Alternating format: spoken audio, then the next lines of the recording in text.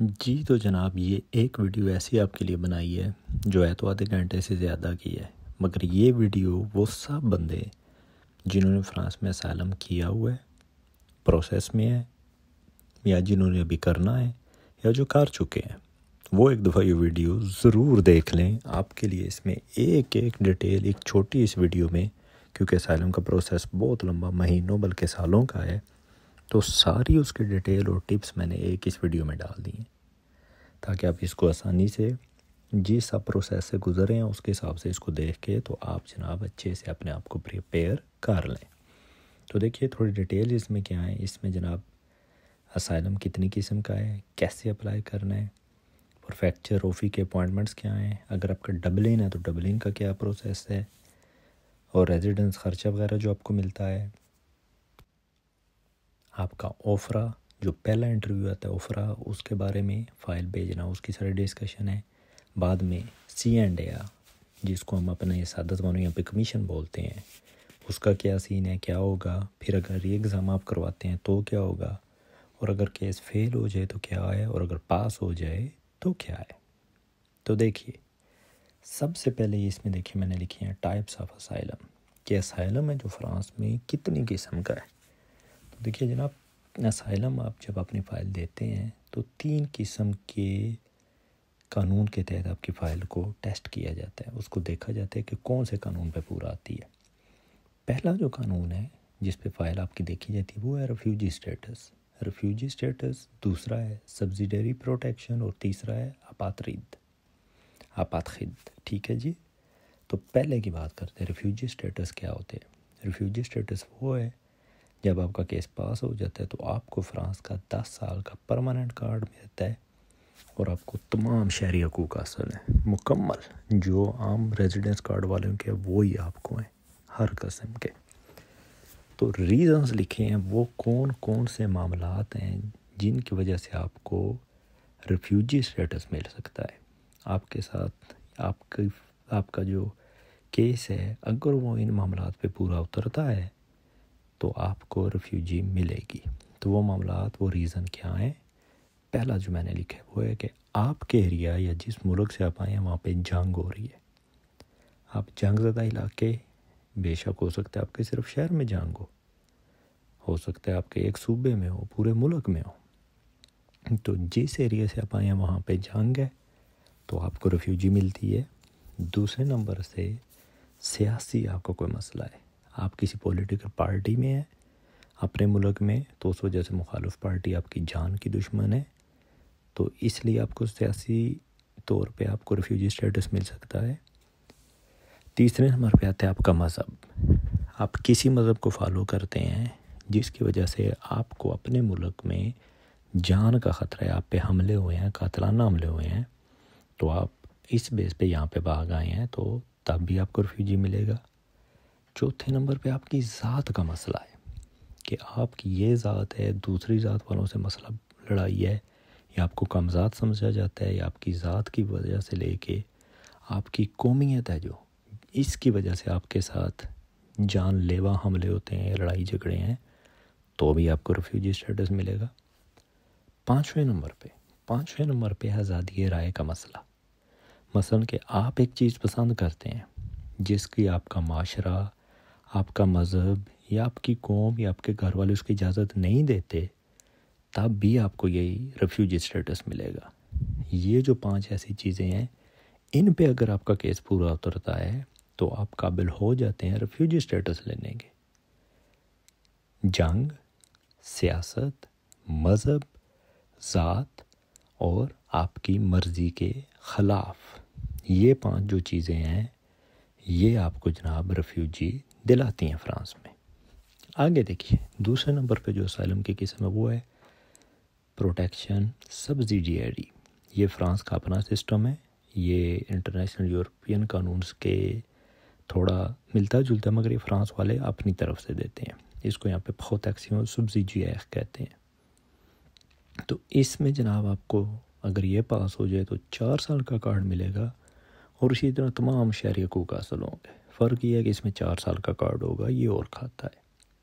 तो इस पे क्या रीज़न है, किस बेस पे आपको ये प्रोटेक्शन मिलती है जी? वो है आपकी कोई भी ज़ाती दुश्मनी अपने मुल्क में, लड़ाई झगड़ा हुआ है, खेलते कूदते हो गया है, प्रॉपर्टी का मसला है, किसी किस्म की आपकी जंग लड़ाई है ना किसी से ज़ाती, तो आपको प्रोटेक्शन मिलेगी, सब्सिडियरी प्रोटेक्शन। दूसरे नंबर पे किसी भी बेगुनाह आप किसी मसले में पड़ गए हैं, कोई एक्सीडेंट हो गया आपसे, कोई और मसला हो गया है, कोई किसी किस्म का तनाज़ा हो गया है, तो आपकी दुश्मनी बन गई है, तब भी आपको ये प्रोटेक्शन मिलेगी। और उसके अलावा कोई भी ऐसा केस किसी वजह से जिसकी वजह से आपको अपने मुल्क में जान का ख़तरा है, तो आपको प्रोटेक्शन ही मिलेगी, आपको रिफ्यूजी नहीं मिलेगी। तो हमेशा याद रखें, आपका जो केस है वो डिसाइड करता है कि आपको किस लेवल पे किस हिसाब से पेपर मिलेंगे। तो आपका केस बहुत इम्पोर्टेंट है, उस हिसाब से केस किया करें, या आपके जो मसले मसाइल होते हैं, ताकि आपको ज़्यादा फ़ायदा हो। तीसरी किस्म है जनाब, जो बहुत हमारे लोगों की तो है ही नहीं है, वो होते हैं आपातखिद।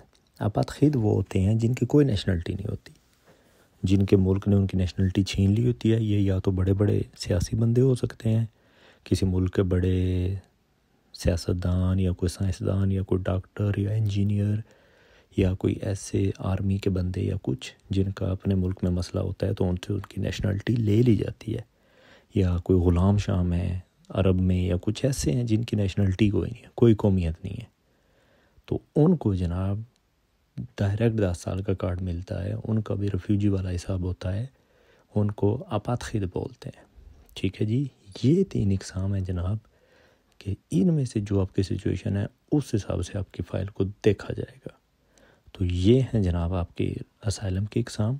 आगे चलिए, आगे बात करते हैं कि आपने फ़्रांस में असाइलम अप्लाई कैसे करना है। तो जनाब आप फ़्रांस में एंटर हो चुके हैं, आ गए हैं, तो आप असाइलम अप्लाई करना चाहते हैं। आप फ़्रांस के किसी भी कोने, किसी भी शहर में हैं, आपने वहाँ पे ढूंढना है प्रेफेक्चर। ये मैंने लफ्ज़ लिखा है, प्रेफेक्चर बोलते हैं यहाँ पे, प्रेफेक्चर। आपने उस शहर का प्रेफेक्चर ढूंढना है, वहाँ पे आप अप्लाई कर सकते हैं असाइलम। तो हर शहर का अपना हिसाब है, कोई प्रेफेक्चर में करते हैं, कईयों ने बाहर ऑफिस के दिया हुआ केस, किसी ने पुलिस स्टेशन में जाना पड़ता है। मतलब कि आपने जाके सिर्फ प्रेफेक्चर ढूंढना है, आपको पता चल जाएगा। और अगर आप मौजूद हैं इल-दो-फ्रांस, इल-दो-फ्रांस मतलब पेरिस और इसके आसपास जो इलाके हैं, आप इनमें से किसी में मौजूद हैं, तो ये नंबर लिखा है जनाब 0142 500 900। आपने इस पे कॉल करनी है। कॉल करनी है तो बड़ा लंबा इंतज़ार करना पड़ेगा, इंग्लिश फ्रेंच 3-4 ज़बानें हैं इसमें। तो वो जनाब आपने यहाँ पे कॉल करके 2-3 दिन कॉल करेंगे तो तब ये अपॉइंटमेंट मिलेगी, उसके बगैर आप प्रेफेक्चर नहीं जा सकते। इस पे कॉल करें तो आपसे पूछेंगे आपका नाम, जिसको गिवन नेम खैनो बोलते हैं यहाँ पे, और जो आपके पासपोर्ट पे फैमिली नेम है उसको यहाँ पे नो बोलते हैं। वो आपसे नो खैनो, आपका बर्थडे, आपकी नेशनलिटी पूछेंगे, तो आपको अपॉइंटमेंट का SMS कर देंगे।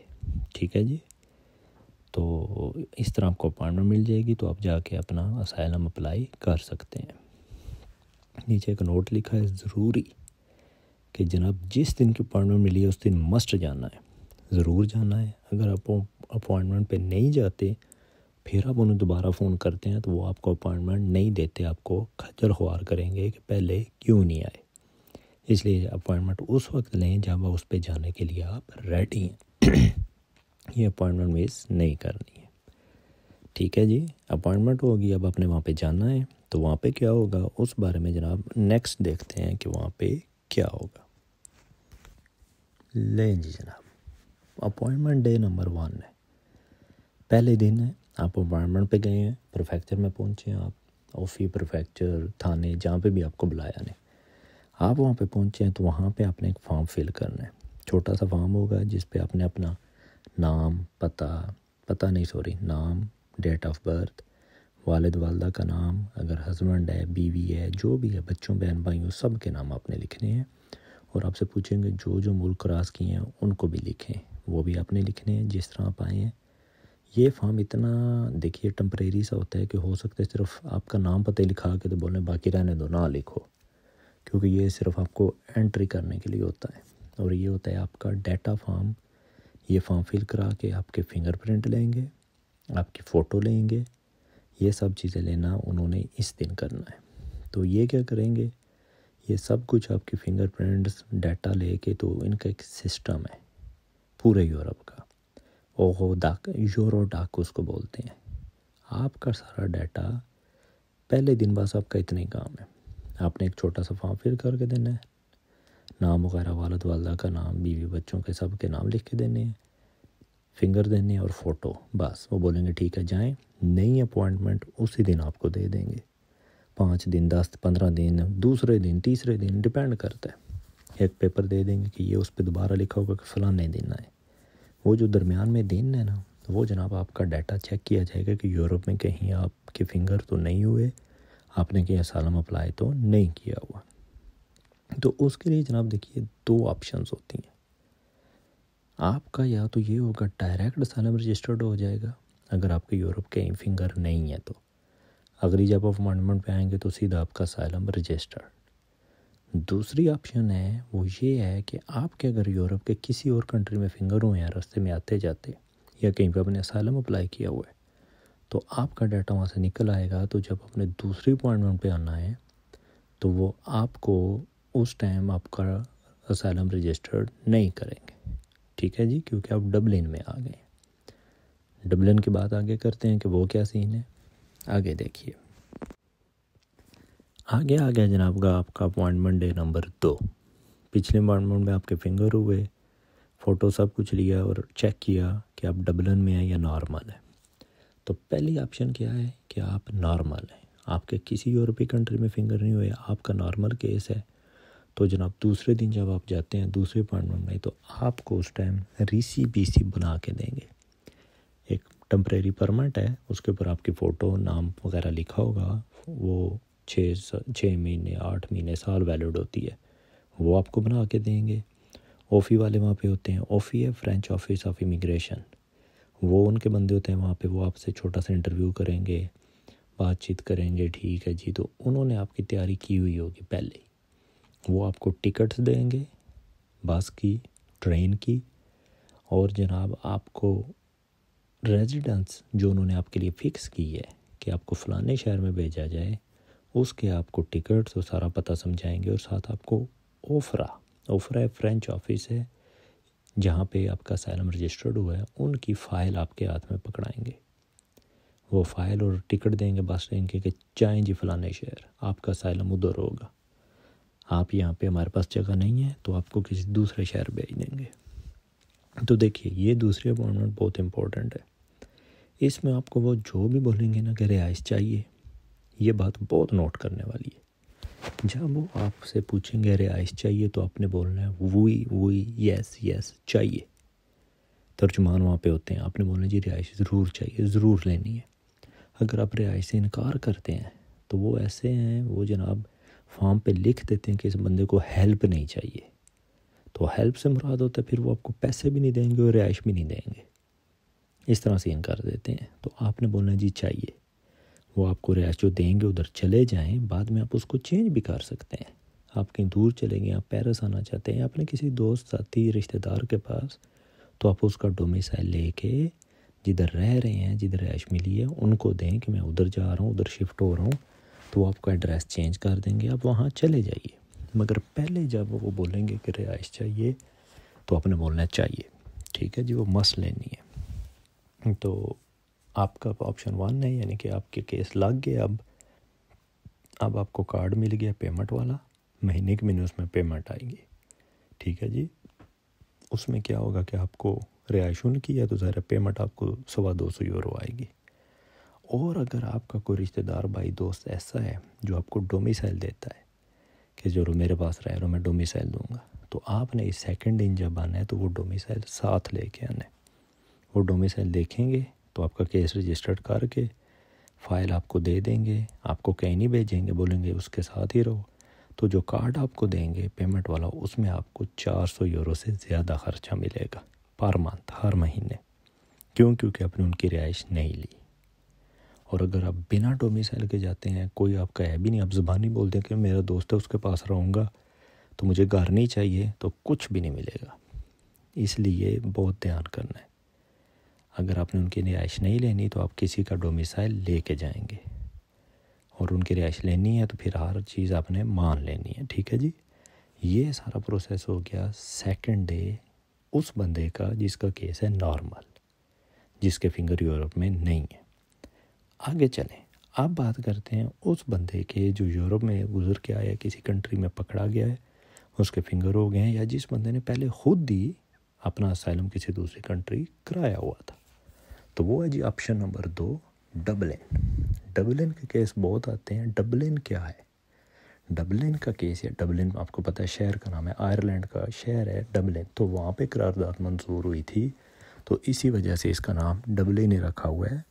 तो इस करारदाद में ये फैसला किया गया था कि जिस बंदे के यूरोप के किसी कंट्री में फिंगर हैं या जिधर असाइलम उसका पहली दफ़ा हुआ है वो उधर ही जाएगा, 2 कंट्रीज में असाइलम नहीं होगा।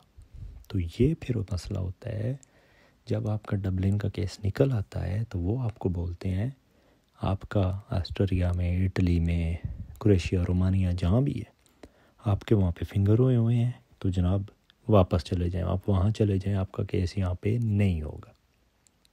आपको वो इस तरह बोलेंगे। तो जनाब वो जिस मुल्क में आपके फिंगर हैं वहाँ पे भेजने के लिए आपकी पूरी वो कोशिश भी करेंगे। ठीक है जी। आपका डबलिन है, आपको उस दिन कोई फ़ाइल नहीं देंगे क्योंकि आपका केस ही नहीं रजिस्टर हुआ। आपसे कहा जाएगा कि फ़लाने मुल्क में चले जाएं जहाँ पे आपके फिंगर है। आपने क्या करना है? आपने बोलना मैंने नहीं जाना। वो आपको दोबारा अपॉइंटमेंट देंगे 15-20 दिन बाद। वो उस दिन आपको टिकट देंगे कि चलो जी ये लो जहाज़ के टिकट ने चले जाओ, या ट्रेन के टिकट हैं चले जाओ जो साथ ही मुल्क है वहाँ पे। आप बोलेंगे नहीं जाना, वो फिर अपॉइंटमेंट देंगे, चौथी, पंजवीं, छवीं आपको अपॉइंटमेंट दे दे के जलील करेंगे। आपको बोलेंगे हम आपको पकड़ के भेज देंगे, डिपोर्ट कर देंगे। मुमकिन है आपको सूरती लेटर भी दे दें। सूरती लेटर होता है वो लेटर कि आप मुल्क छोड़ दें, वो जो मर्ज़ी कर लें। आपने अगर मान लिया तो वो आपको भेज देंगे, अगर आप मानते नहीं हैं तो वो नहीं भेजते। वो आपको मुमकिन है कि आपको गाड़ी में बिठा के पुलिस वाले स्टेशन तक ले के आएँ, तो वो उधर उतार देंगे आपको। ये तो नहीं कि आपको ट्रेन में ज़बरदस्ती बिठाएंगे या जहाज़ में।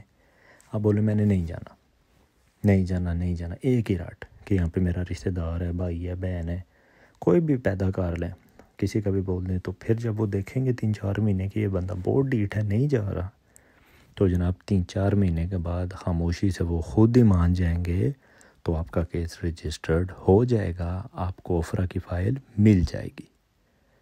अब आप भी नॉर्मल में आ गए, आपका डबलिन ख़त्म हो गया है। डबलिन ख़त्म कराने का एक ही तरीका है कि डीठ मान जाए, बस, उसके अलावा कुछ भी नहीं है। बहुत वो इंसिस्ट करेंगे, बार बार बोलेंगे, मगर ना आपको मारेंगे, ना कि बंद करेंगे, ना आपको डिपोर्ट करेंगे। 3-4 महीने लगा रहे हैं आजकल, मगर ये है कि डबलिन फिर ख़त्म हो जाता है। 3-4 महीने खज्जल होने के बाद डबलिन ख़त्म हो गया, आपको ओफरा की फ़ाइल मिल गई। 21 दिन है आपके पास। अब आप नॉर्मल में हैं या डबलिन के बाद जिस दिन आपके हाथ ओफरा की फ़ाइल आनी है, जो भी आपकी सिचुएशन है, 21 दिन के अंदर अंदर वो फ़ाइल उनको पहुंचानी है हर सूरत। ओफरा की फ़ाइल क्या है, अब इस पेज पे हम ये जिक्र करेंगे। ओफरा की फ़ाइल में आपने डिटेल लिखनी है, मेरा नाम, पता, बहन भाइयों का, वालदैन का, कहाँ से आया हूँ, कितना पढ़ा हूँ, क्या वजह थी कि मुल्क छोड़ा है, केस लिखना होता है। ओफरा की फ़ाइल होती है जिसमें अपने केस लिख के भेजना है। तो ये हिंट्स देखिए मैंने क्या लिखा है। सब डिटेल सच लिखनी है, झूठ बिल्कुल ना लिखें। दूसरे नंबर पे जो फैमिली डिटेल्स हैं, वालदैन, वालदा, बहन भाइयों, बच्चों, बीवी, हस्बैंड, जो भी आपकी सिचुएशन, उनके नाम, पता बिल्कुल सही लिखना है। आईडी प्रूफ मांगा जाएगा, कोई प्रूफ हमें पता चले कि आप पाकिस्तानी हैं, इंडियन, अफ़गान है, कुछ तो दें। तो आप कोशिश करें अपना जो शनाख्ती कार्ड है, चाहे आपका तज़किरा है, आप जो भी आपका सिस्टम है, उसकी फ़ोटो कापी फ्रेंच ट्रांसलेट करानी है, उसको ट्रांसलेट करा के फ़ाइल में लगानी है। ठीक है जी, ओफरा की।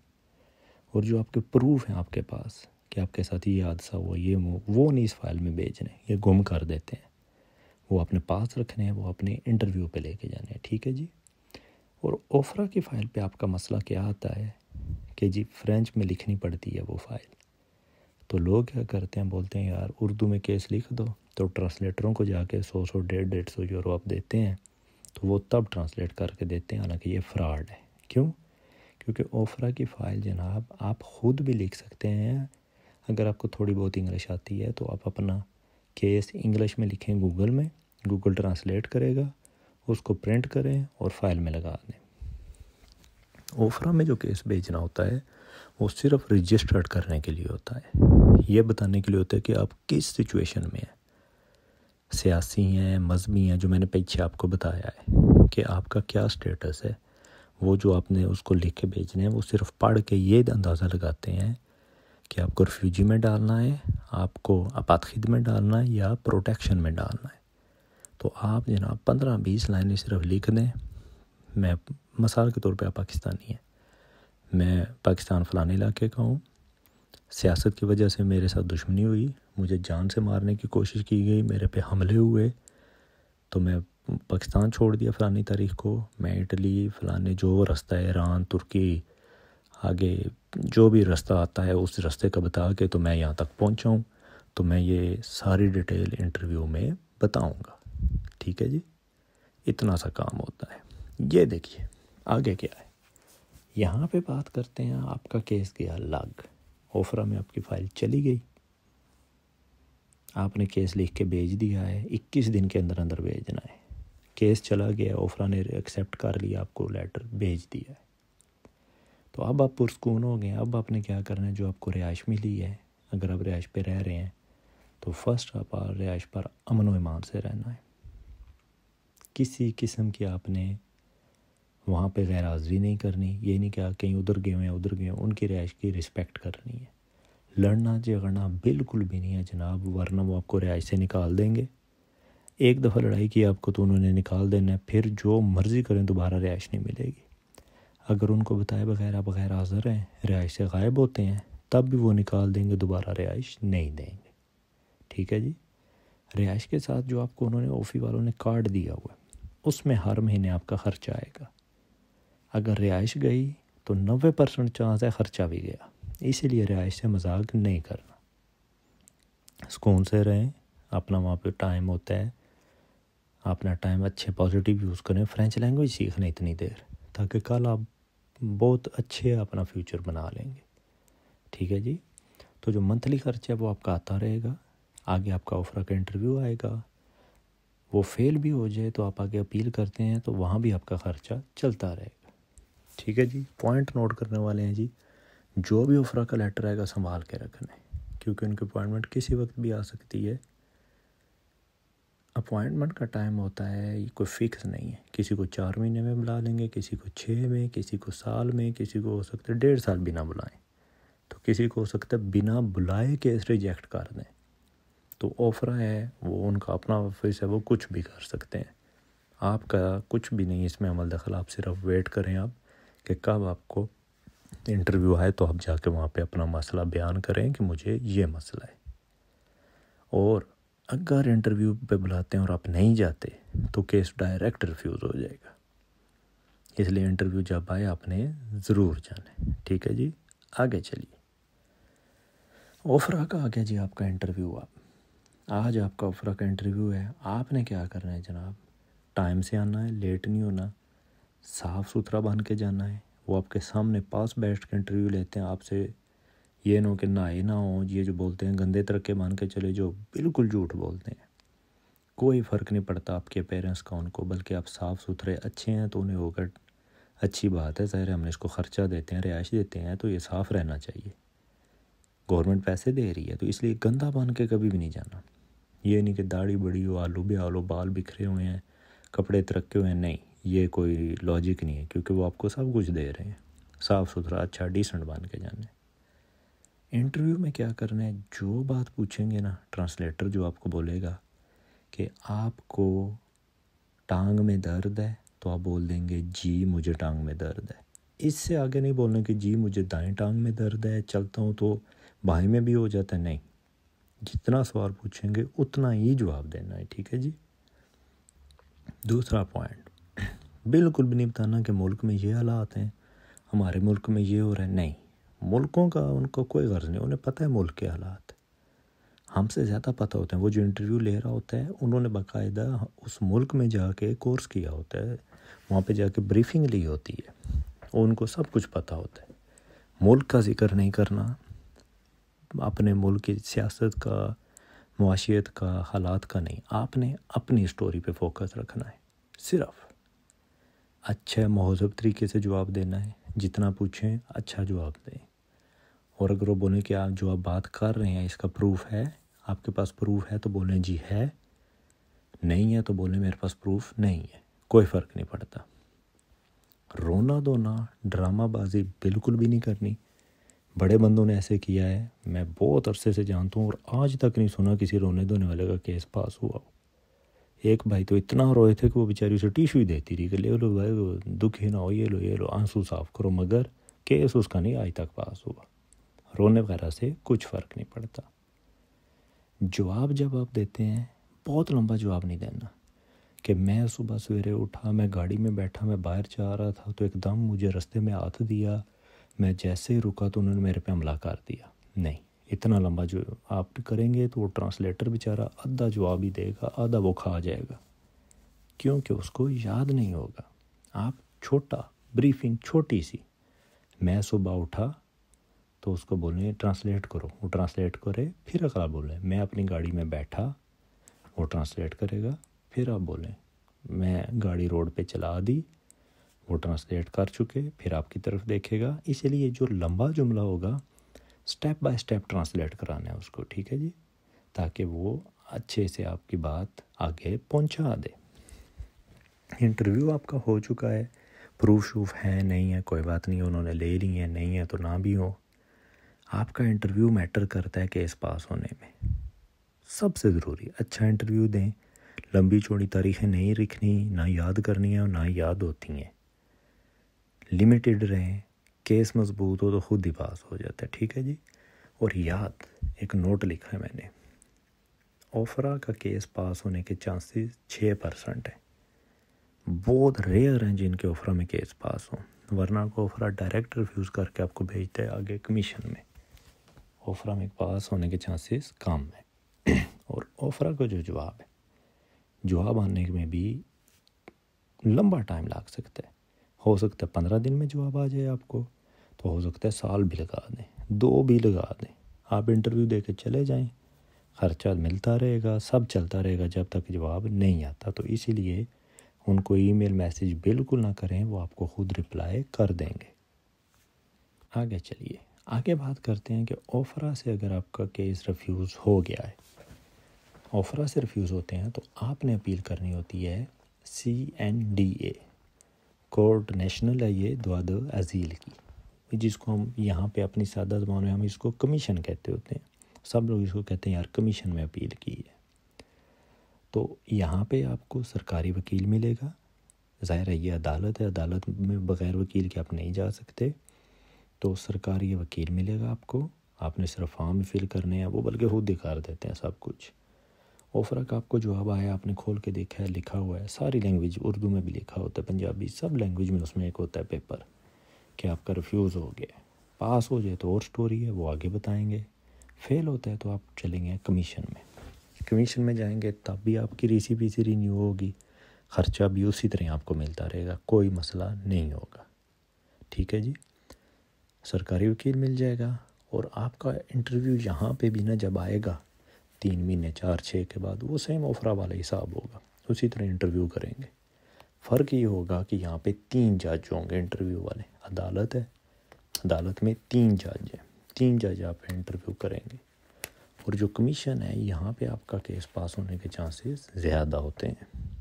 अच्छा केस है, लॉजिकल है, 1-2 प्रूफ भी उसके हैं, ज़्यादा नहीं, ढेर नहीं इकट्ठा होना चाहिए, 1-2 प्रूफ हों, कुछ इंटरनेट पे भी प्रूफ मौजूद हों जो उस टाइम सर्च भी कर लें, तो आपका केस पास हो जाएगा, ठीक है जी।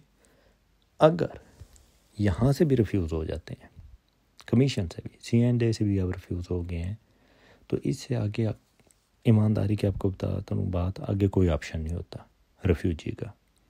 आपको सही देता है वहाँ पे अपील कर सकते हैं, मगर वहाँ पे अपील लगेगी नहीं, क्योंकि वहाँ पे अपील लग सकती है कोई बहुत बड़ा पॉलिटिक बंदा है, कोई स्टार है बड़ा, तो उसकी लग सकती है। आम पब्लिक की अपील वहाँ पे नहीं लगती, वो वकील ही नहीं देते किसी सूरत नहीं।